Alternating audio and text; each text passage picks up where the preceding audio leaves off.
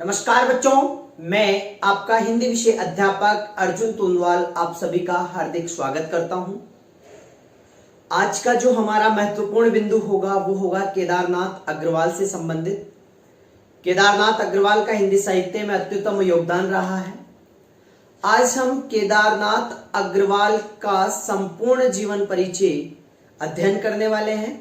उसके बाद इनसे संबंधित जो रचना है उसका अध्ययन करेंगे कि मान लो कि कक्षा 9 में इनकी संबंधित रचना है, जैसे चंद्रगहना से लोटती बेल, फिर उसका अध्ययन करेंगे। उससे पूर्व हम आज केदारनाथ अग्रवाल का जो जीवन परिचय है, साहित्यिक परिचय है, उसके बारे में थोड़ी सी चर्चा करेंगे। सभी बच्चों को ध्यानपूर्वक वीडियो देखना है और उसके बाद इसको याद भी करना है ताकि परीक्षाओं की दृष्टि से आप इसमें चूक ना कर सको। दूसरी चीज, केदारनाथ अग्रवाल से संबंधित प्रश्न कक्षाओं, बोर्ड कक्षाओं, इसके अतिरिक्त प्रतियोगी कक्षाओं में भी बहुत महत्वपूर्ण है। प्रतियोगी परीक्षाओं में भी यहां से महत्वपूर्ण प्रश्न बनकर उपस्थित होता है। तो अब हम शुरुआत करते हैं केदारनाथ अग्रवाल के संपूर्ण परिचय के बारे में। सबसे पहले बात करते हैं केदारनाथ अग्रवाल के जन्म के बारे में। केदारनाथ अग्रवाल का जन्म 1 अप्रैल 1911 कसामिन गांव, बांदा, उत्तर प्रदेश में हुआ है। 1 अप्रैल 1911 कसामिन गांव, बांदा, उत्तर प्रदेश। यही बांदा उत्तर प्रदेश वह है जहां तुलसीदास जी का जन्म हुआ था। इनकी मृत्यु की बात करें तो अभी हाल ही में 21 जून 2000 में इनकी मृत्यु हुई है। शिक्षा की बात करें तो इनकी शिक्षा इलाहाबाद और आगरा में संपूर्ण हुई है। इलाहाबाद में इन्होंने प्रारंभिक शिक्षा अर्जन की और तत्पश्चात आगरा में हाई स्कूल या हाई शिक्षा इन्होंने प्राप्त की। कहा जाता है कि केदारनाथ अग्रवाल पेशे से वकील थे। इनका पेशा क्या था? वकालत करना। ये वकील कहलाते थे। नई कविता और प्रगतिवादी विचारधारा के कवि जो नई कविताएं हैं, देखो कविताओं के बहुत सारे प्रकार होते हैं। नई कविता, समकालीन कविता, कहानी, बहुत सारी कविताएं होती है।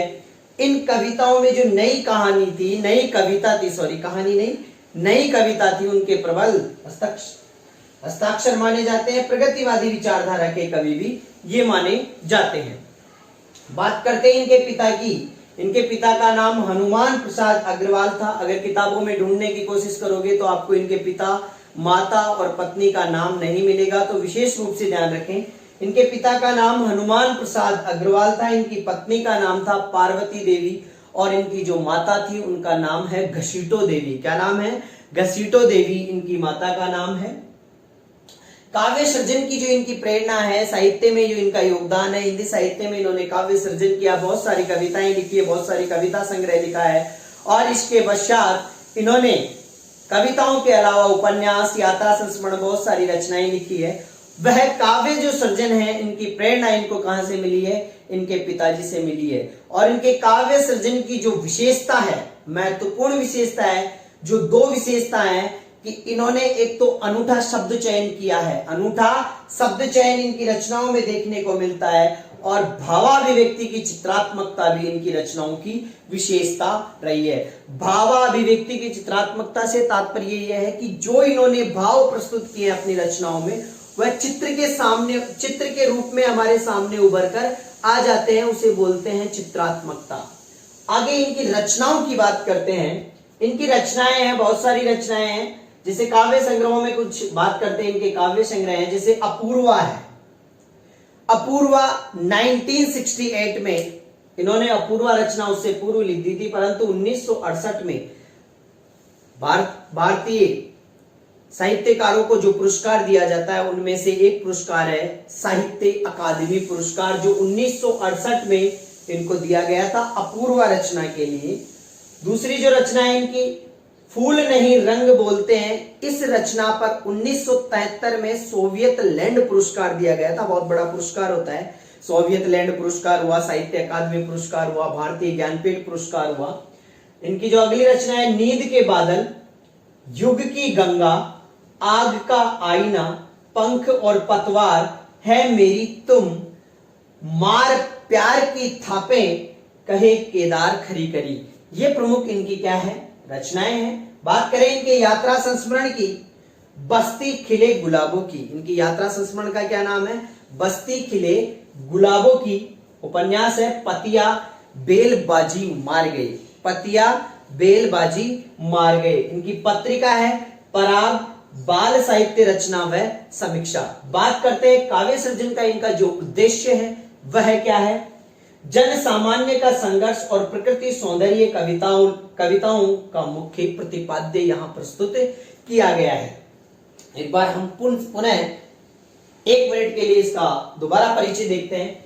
इनका जन्म 1 अप्रैल 1911 कसामिन गांव बांदा उत्तर प्रदेश में हुआ। इनकी मृत्यु 21 जून 2000 को हुई। शिक्षा इन्होंने इलाहाबाद और आगरा से प्राप्त की। ये पेशे से वकील थे। नई कविता एवं प्रगतिवादी विचारधारा के कवि कहलाते हैं। इनके पिता का नाम हनुमान प्रसाद अग्रवाल, पत्नी का नाम पार्वती देवी, माता का नाम घसीटो देवी। और काव्य सृजन की प्रेरणा पिताजी से मिलती है। विशेषता है अनूठा शब्द चयन और भावाभिव्यक्ति की चित्रात्मकता। रचनाएं इनमें अपूर्व है। 1968 में साहित्य अकादमी पुरस्कार दिया गया। फूल नहीं रंग बोलते 1973 सोवियत लैंड पुरस्कार दिया गया। नींद के बादल, युग की गंगा, आग का आईना, पंख और पतवार है मेरी तुम मार प्यार की थापे, कहे केदार खरी खरी। ये प्रमुख काव्य संग्रह है। इसके अलावा यात्रा संस्मरण, बस्ती खिले गुलाबों की, उपन्यास पतिया और बेलबाजी मार ले गए। पत्रिका है इनकी पराग बाल साहित्य रचना और समीक्षा। और काव्य सृजन का उद्देश्य जन सामान्य का संघर्ष और प्रकृति सौंदर्य कविताओं का मुख्य प्रतिपाद्य। यह हमने देखा इनका संपूर्ण जीवन परिचय। बात करें इनकी रचना की तो इनकी एक रचना है जिसका नाम है चंद्रगहना से लौटती बेर। चंद्रगहना से लौटती बेर अर्थात चंद्रगहना नामक कोई स्थान है। वहां से केदारनाथ जी लौटकर आ रहे हैं अपने घर की तरफ। बीच में उनको एक खेत दिखाई देता है। उस खेत की हरियाली को देखकर, प्राकृतिक शोभा को देखकर वही खेत की मेड़ पर बैठ जाते हैं। और जो प्राकृतिक सुषमा है, प्राकृतिक शोभा है, उसका वर्णन इस रचना में किया गया है, जिसका अध्ययन आप मेरे आने वाले वीडियो में देखेंगे। तब तक के लिए आप इस वीडियो को ध्यानपूर्वक देखें, केदारनाथ अग्रवाल का परिचय याद करें।